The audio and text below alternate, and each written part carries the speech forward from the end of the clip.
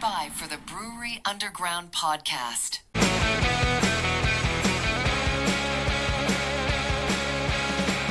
In Nashville's harbor wise, cracked and bruised when leaves disguise. Stephen Scott, they lead the way. Brewery Underground, night and day. Raise your glass, let's ignite. In this city, we unite. Raise your glass, let's ignite. In this city.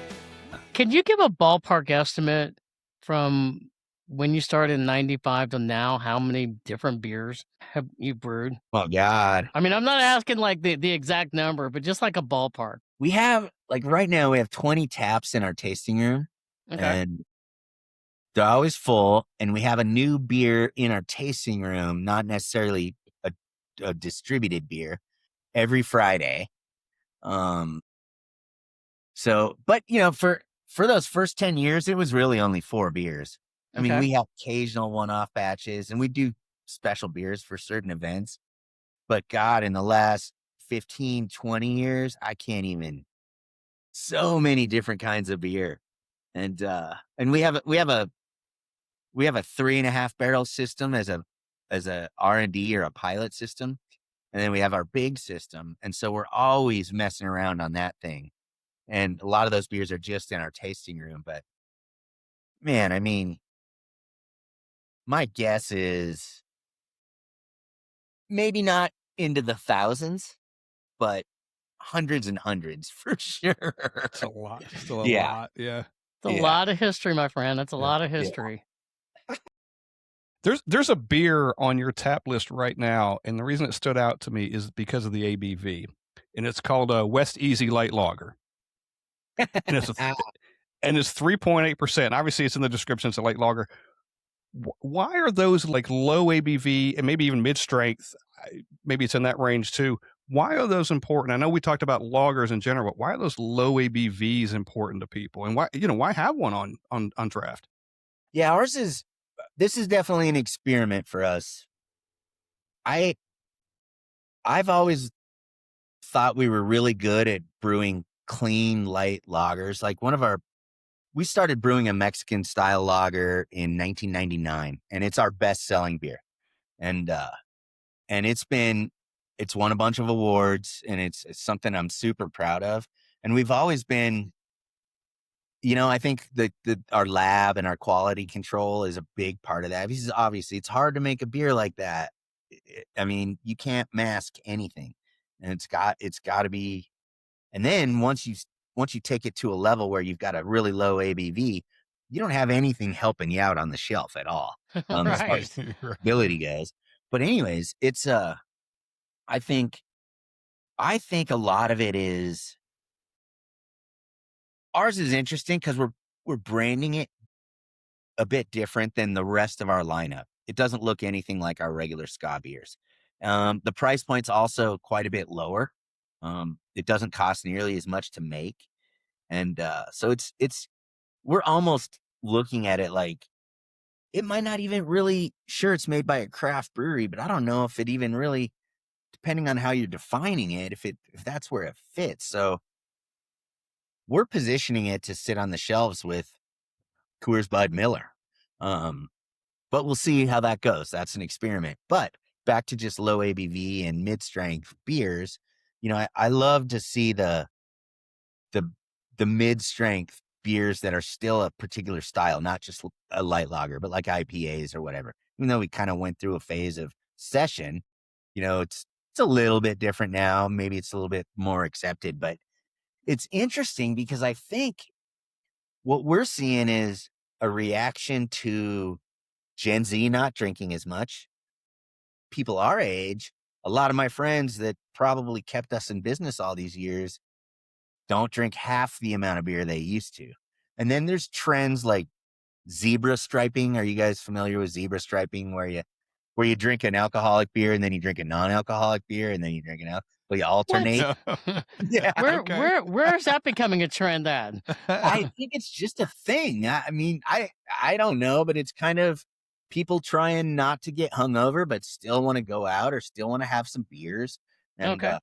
So older people, and then I think younger people.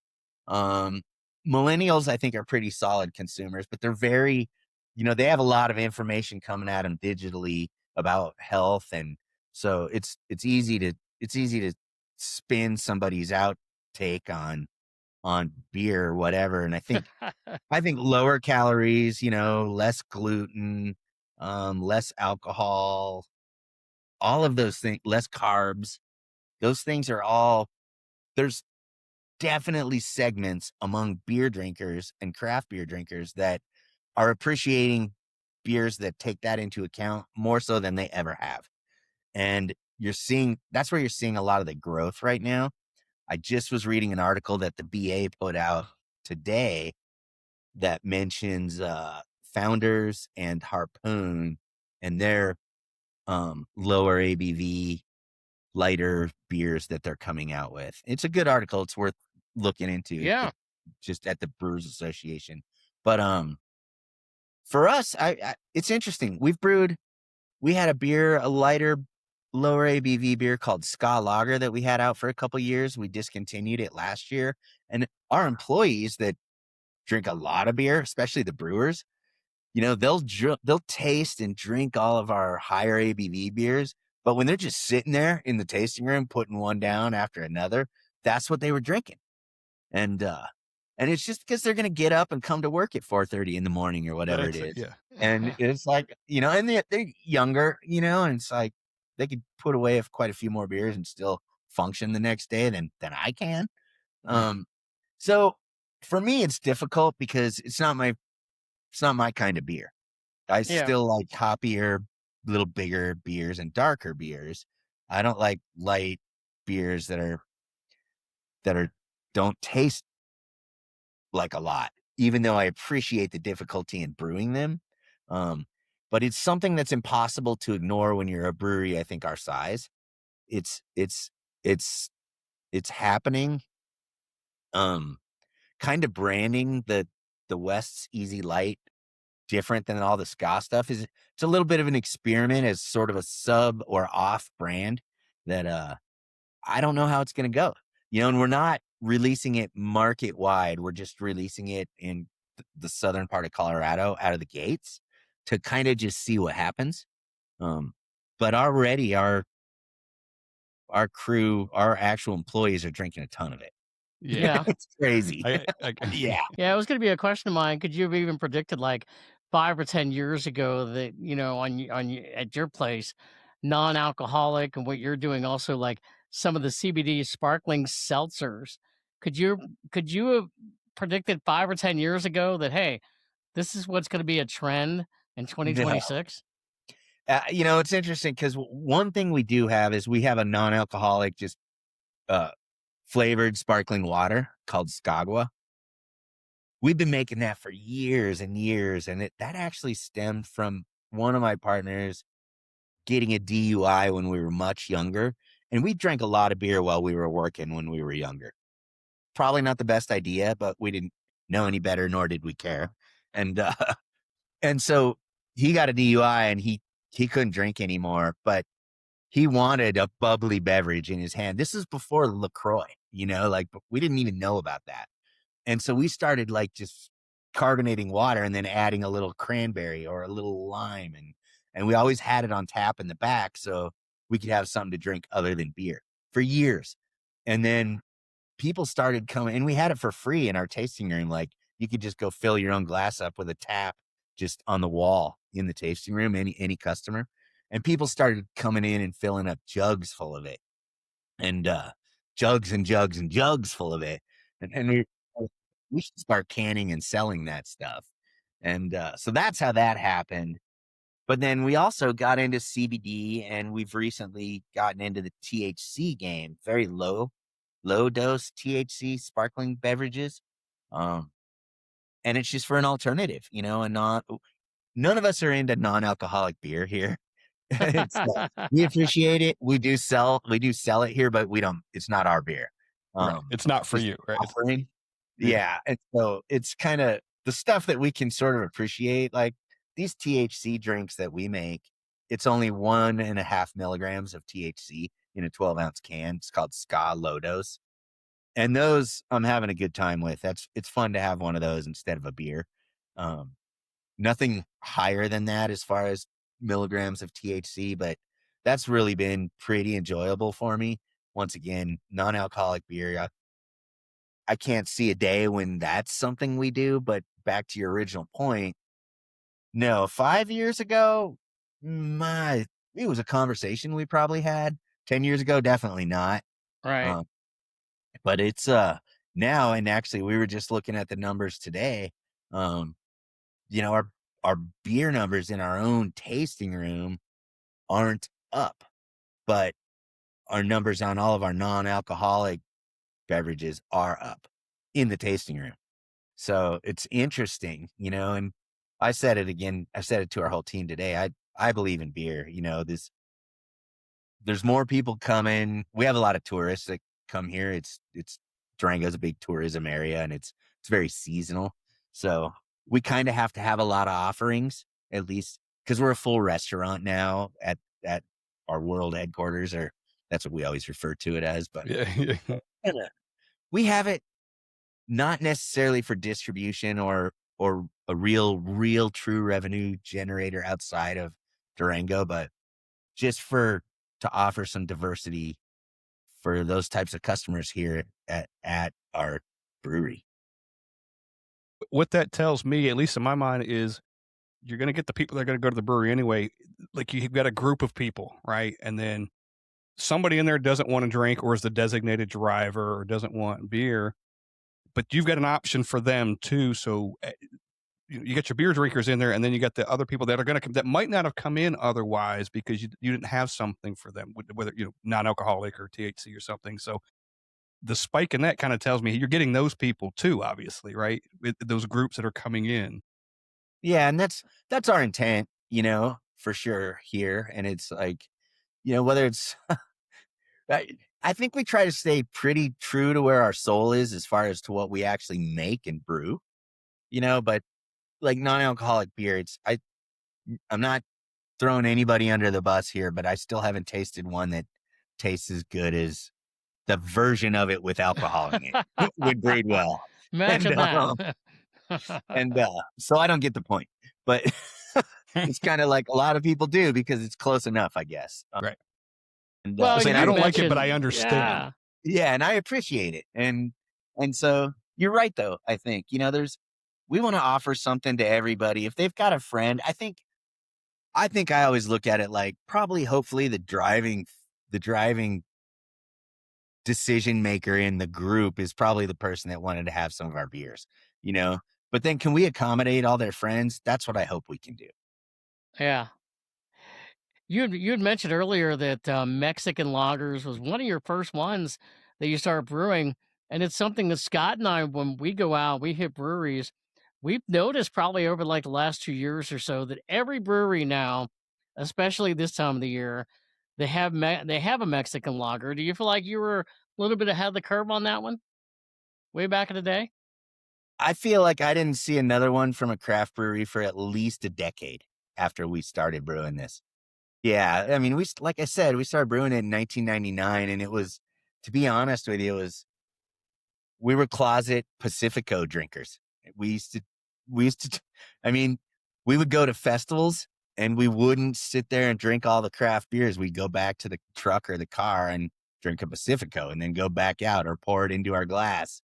And then finally and then that's what we would drink in the summer in Durango. It gets pretty hot here, and craft beers were not really light at the time. Lot of flavor, not the cleanest, lightest beers coming out of craft breweries in the mid to late 90s. Finally, we were just like, why don't we just try to brew one of these ourselves? And so we got a yeast strain from Mexico City, and we put a little dextrose in there and made a lighter beer, and it stuck for us. I mean, I remember going through the labeling issues that the TTB didn't know what to do because we just called it Mexican lager, but it wasn't made in Mexico. And at that time you weren't getting your labels approved online. you had to do it through snail mail. So we'd get a letter back saying, you didn't make this in Mexico. It's not a Mexican lager. So then it ended up being a hyphenated Mexican style lager. And it was all this rigmarole to finally get it to where we could put it in a bottle. And at the time we were all bottles. We weren't cans yet, but yeah. And then I really feel like it wasn't till, I mean, a decade later would have been 2009. So, I mean, still that's 17 years ago. Yeah. Yeah. Well, it's funny because Scott and I will go out. He could talk about this. When we go out now, especially this time of the year, we're like, okay, they got the Mexican lager. We got to try it, right? I mean, Jeez, we do that. we went on a trip last year and we went to eight breweries in a row had a Mexican lager and we got No one from kidding, each one of them. It was like, yes, this was awesome. But it wasn't that I way can get- years ago. Now everybody has a Mexican lager, and it's the same thing that everybody keeps saying. You can't hide behind them. I mean, there's a reason why they're there, and if they're not going to be good, man, it's not going to reflect well on you. No.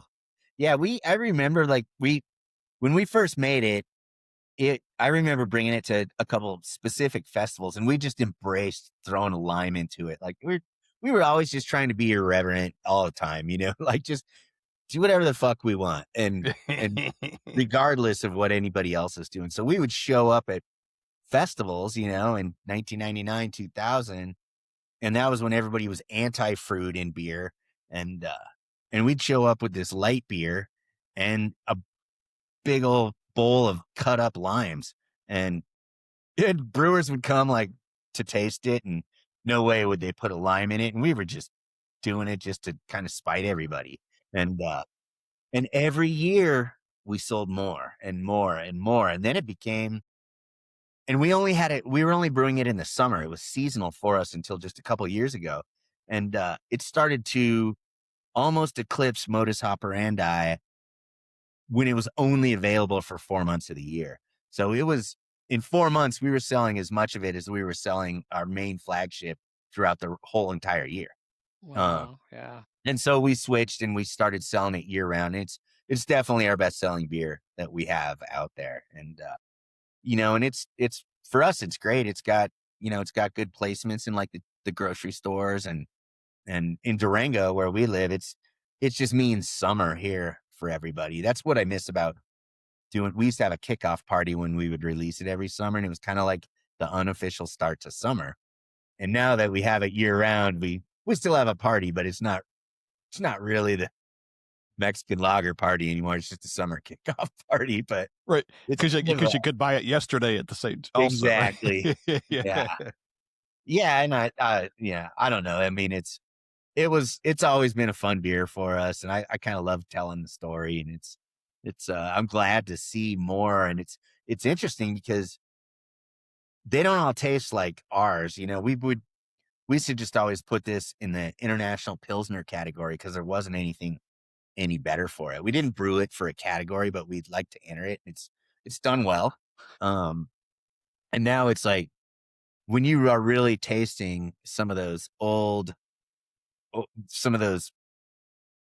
Mexican lagers that are truly derived from like German Viennas and whatever, and that are, I don't know that ours is the closest representation of some of those beers that I've tasted, because I've tasted some that are really, really close and really, really delicious.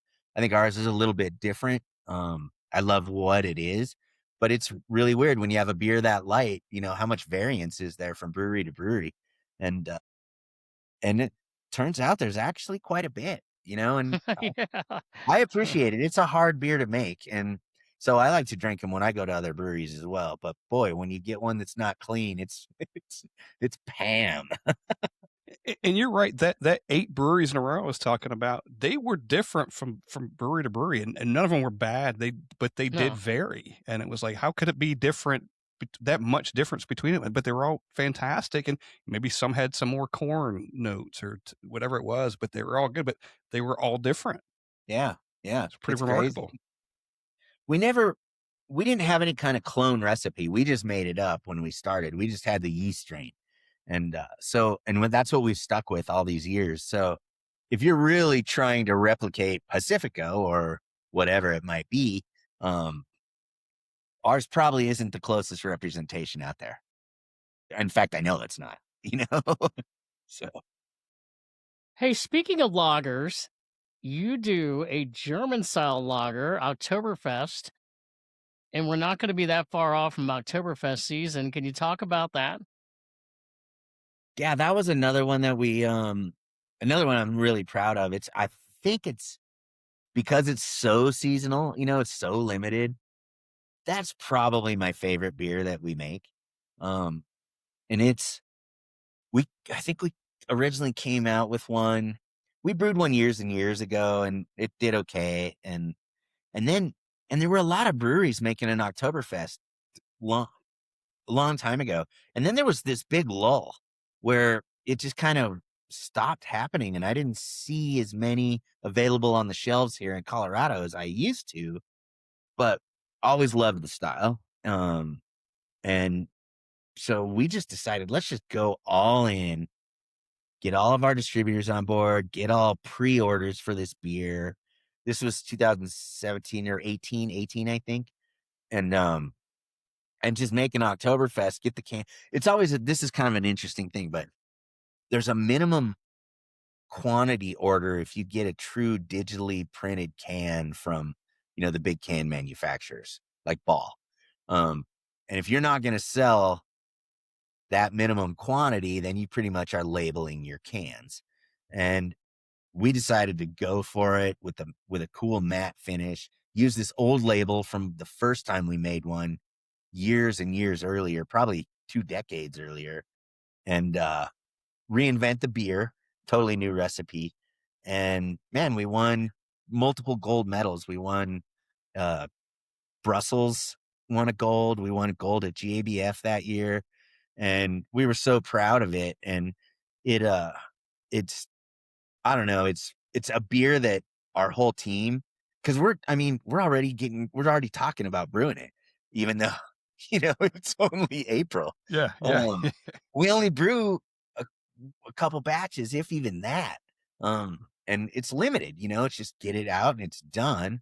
And you got to time it right. But the longer it can lager, for the most part, the better.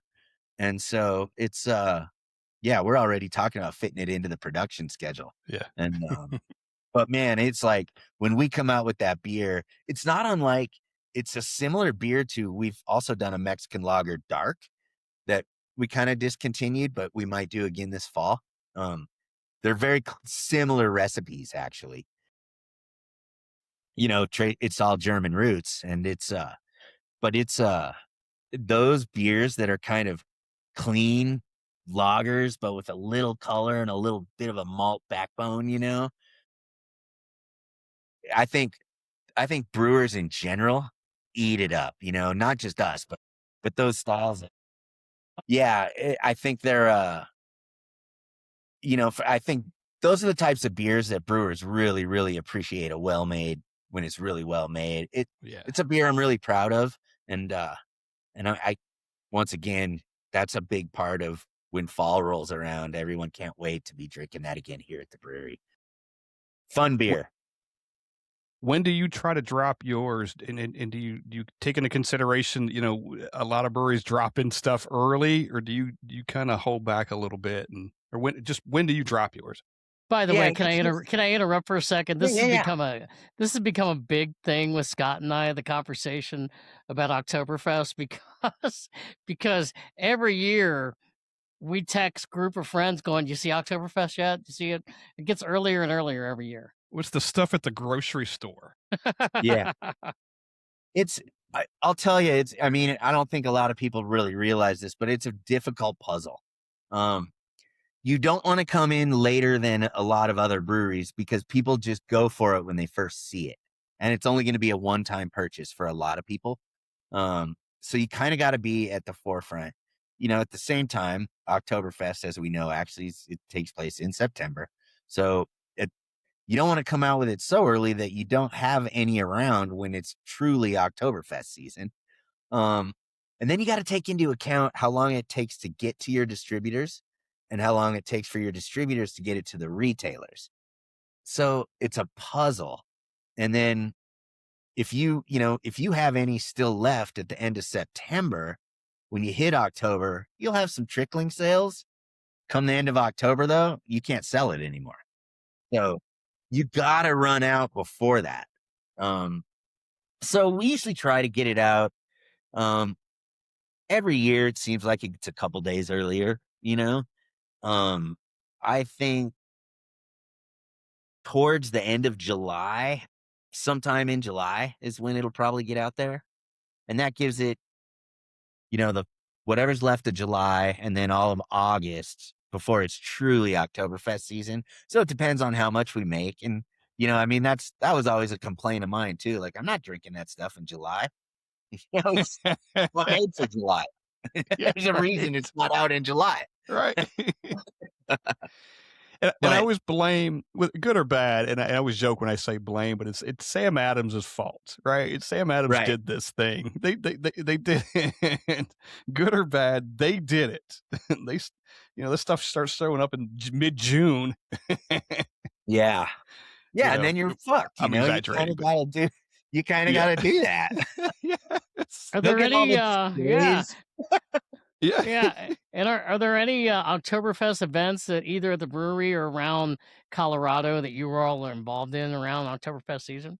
Yeah, there's some small stuff around the Durango area. I don't think we do different things like with certain retailers.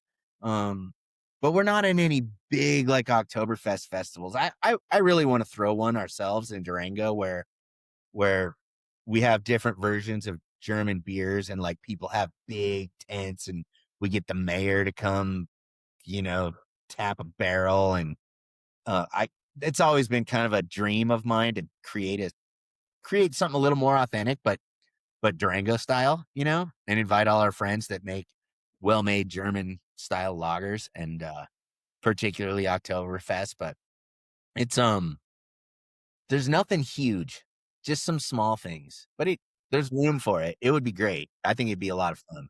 We do try to get a polka band, so and play at the brewery. Awesome. It's Steve. We love that time of year. Just the beer, the transitioning. It's just maybe the weather's changing a little bit. It's just that whole feeling of fall is great, and those beers come out, and you get a polka band going on, and you're just in the mood.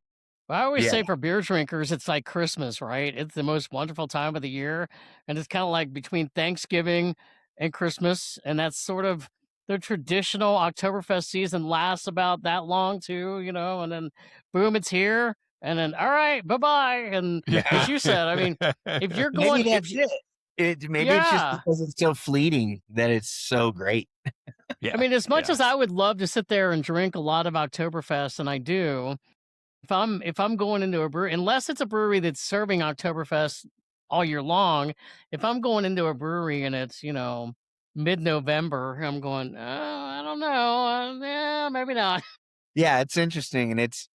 And we usually, because we fill our pipeline with it, and then we usually have another batch going, and then that's what's going to possibly go on through October. And so the beer is still plenty fresh into the next year. But regardless of what the best buy date on the can is, the consumer is just seeing Oktoberfest. Yeah. And that just means, and it's funny because, we take it for granted because we live it, but most people think Oktoberfest means October and, just the general person out there. So, for it's still good. Like October still works. Obviously, if you're a beer person, you're thinking September, but the beer still tastes great in February, Yeah. But you can't sell it after October at all. Well, Steve and I live in a part of the country where it stays hot for late into the season. So when I drink Oktoberfest through October, even some in November, we don't care because it's still not cold yet. Hell, it's been hot for 7 months. That's funny. Yeah, I don't even think about that. That's funny. We're not ready for stout season yet when November rolls around. Yeah, this is almost that's the end of my stout season. that's definitely a thing in Colorado, like the seasonality of the beer styles and what consumer preferences, including my own. I definitely, the fall turns browner beers, the winter turns blacker beers. Yep. Yep. There's no doubt about Totally. it, and Yep. and we see it in the tasting room. It's it's real. When we had Emily on, we asked her, we said, if a brewery did 3 marketing things well, what would they be? And one of the things she said was, and I'm quoting, perfect your website and accept that it's never really finished. Your website is perfected. It's fun. It's fun. It is fun, and I guarantee it's continually updated because it's so cool. It's comic book style, comic book theme kind of thing. Can you describe it? It's very interactive. I was on it today and I kept jumping around like, this is a lot of fun. I appreciate that. A lot of the thanks for that goes out to some friends from a marketing agency that they were dear friends before I knew there was a marketing agency involved, but out in Philadelphia called Red Tedimer. And they helped us create that website and the style of it back when we first built our world headquarters here in 2008. And then in-house, our graphics person, Kara, she's maintained it ever since. So it's not easy to keep a website that's foundation is that old. It's very difficult to keep updated. But I have a hard time letting go of the style of our website. I don't want it to change. It's got a lot of that black and white you were talking about and you showed on that record earlier. It's got a lot of that around the border and stuff. I love it. It's funny. It's a lot of like the verbiage and the text, that we wrote however long ago. It's kind of fun. Like just the story stuff is all pretty fun. The story's great. There's something on there. It's called, bear with me, I got it here. The Legion of Ska. And it's got a total comic book vibe. It's like you've got heroes and you've got villains. And the heroes are you guys. And the villains, I guess, is kind of like corporate America kind of thing. Yeah. So here's the actual comic book. Oh, look at that. Wow. That's the True Blonde character. And there's True Blonde, yes. Yeah, and Pinstripe, he's the skeleton that's in the pinstripe suit. And he is the CEO of the Rotgutson International Beverage Corporation. which at the time was Budweiser. Okay. And, and so the whole thing takes place, and the showdown at the end of the comic book is in the 10-pin bowling alley. And all of our friends that help us defeat Pinstripe and his thugs, that is the Legion of Ska. And it's pretty funny. Like, you could kind of see, here's like the whole fight scene in the bowling alley. Yes. In fact, right I here. love that it's a whole thing. Yeah, Full page motherfucking fight scene. It's like an old Batman comic book. It kind of is just like pow, crunch, Totally. Kabam! Kabam. So yeah, I mean, there's a lot of inside jokes in this place. There's inside jokes on our labels within our comic book, and I mean, even like our employee handbook has inside jokes and stuff in it. We kind of touched on it earlier, but we try to keep that flowing through a lot of the stuff we do.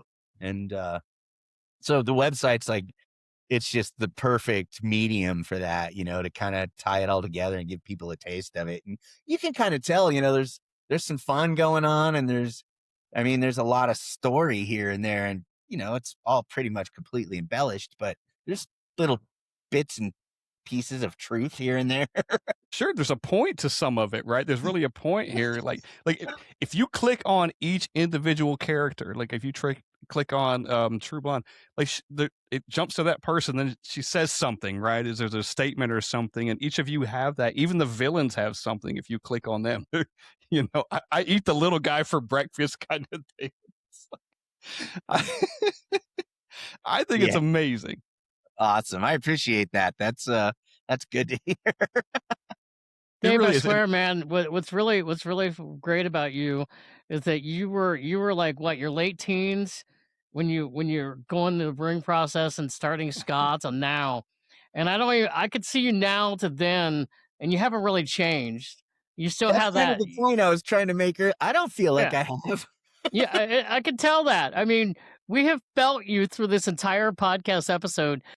I mean, from the evolution of everything that's happened to you, you haven't changed at all. It's great. Amazing. That's funny to hear. What PJ O'Thugly and Knuckles? Those are Two key thugs of the pinstripes. You gotta see these. You gotta go to the page. You gotta see. It's hilarious. It's great. You can't even describe it. You got to look at it and see. It's SkaBrewing.com is the website. It is. And not only that, there's a whole lot of good stuff on the story so far is great. You even touched on it. You said something about Dave and Bill learned that while they loved gulping down good beer, they weren't yet old enough to buy it. You touched on that earlier in the episode. Yeah, it's absolutely. It's I love this. There's a lot of good information on here, like real information. There's a lot of fun stuff on here too. Go check out the website. It's great. Something else I want to touch on before we don't want to keep you forever. We got a million things, but sustainability. You guys are really into sustainability. You've got a really nice page on your website about it. You guys, there's something really cool about it. You can collars. You went from plastic to paperboard. Was cool. You're composting, you're reducing waste.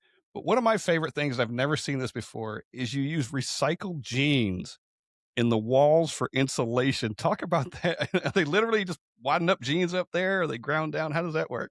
Yeah, when we built the brewery that we're currently in 2008, there were no LEED certified buildings in Durango at the time, and we wanted to be the first LEED certified building.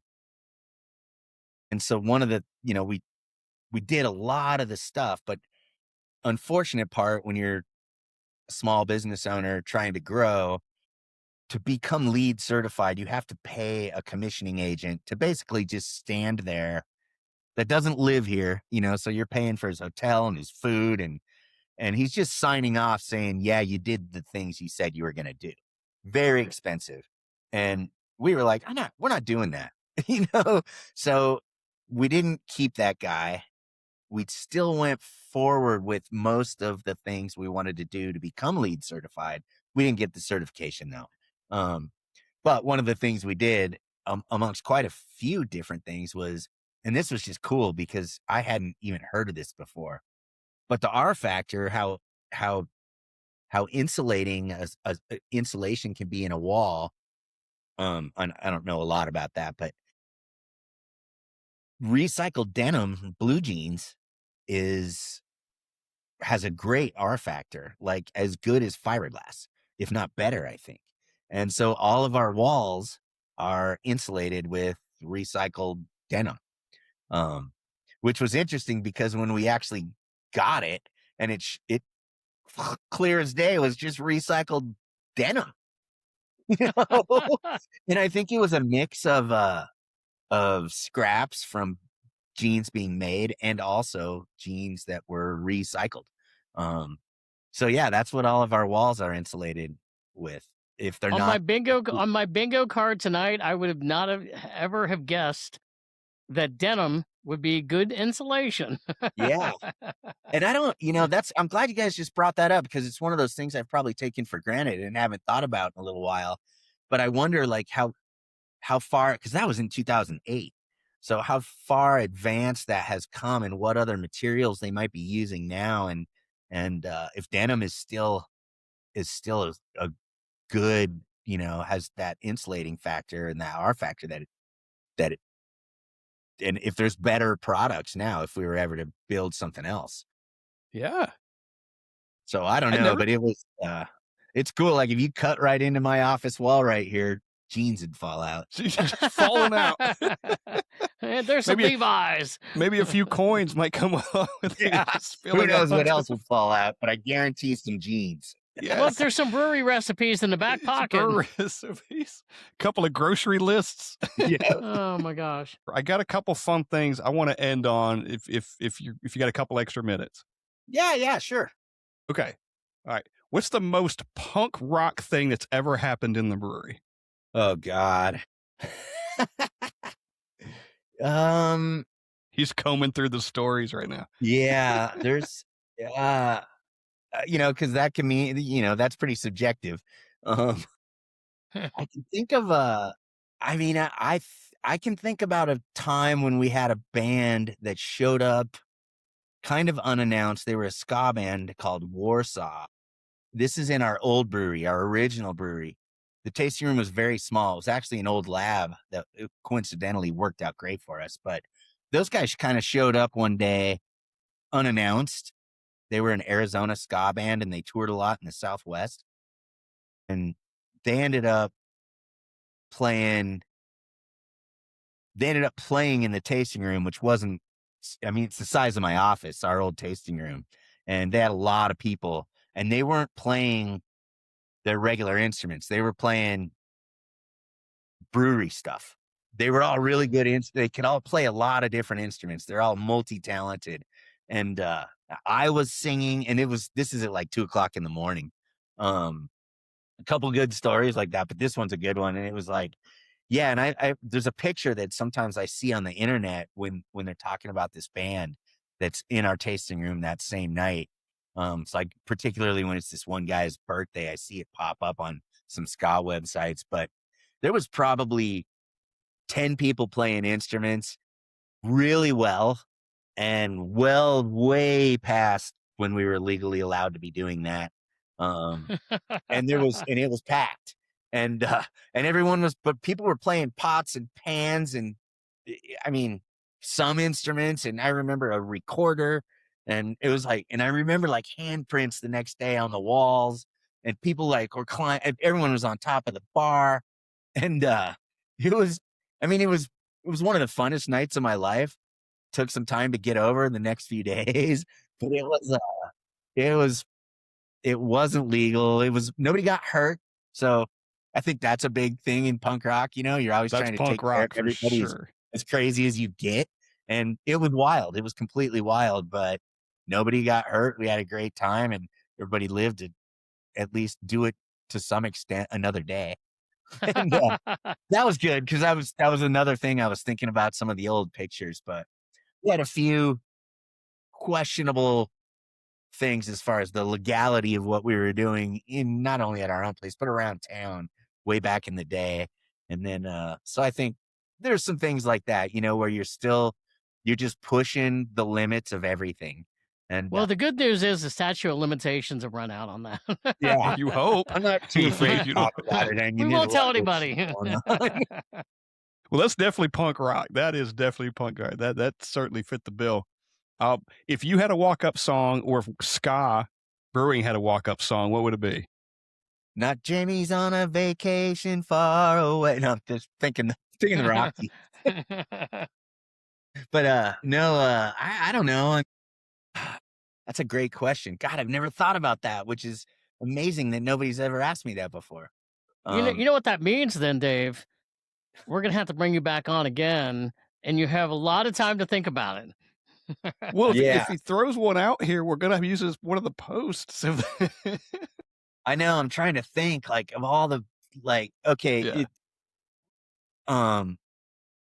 I think the toasters, we actually used to use this on that website. I don't think it's on there anymore, but the toasters, and this is a fun story too. They're celebrating, I think, their 45th year as they were original New York ska. So part of that third wave of ska I was talking about, well-known ska band. And they've invited me to go on tour with them at this fall in Poland and Germany, neither of which country I've ever been to. But they have a song called "Don't Let the Bastards Grind You Down," and I think that, and there's no doubt about it. That's the walk-up song. Don't All let right. the bastards grind you That's down. awesome. By the Okay, Toast. good. Yeah, you We will look that hear one up. that. Great song. I'm going to end on this. What's one thing people have to experience to truly understand Ska Brewing? I think actually being at our anniversary party in the fall, it's a good. You get to taste all the beers. You get to feel the vibe of the brewery and all the people that work here and the people that really enjoy the beer and the music. It's kind of a scene. It's usually mostly ska. It's a little faster and harder and some more punk rock this year. With the bands that we've got lined up, it's September 12th. It's not quite sold out yet, but it always does sell out.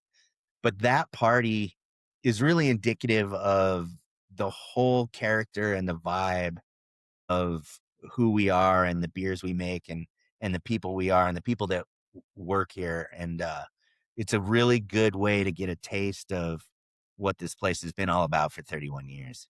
Awesome. That's awesome. Steve, you got anything else for Dave?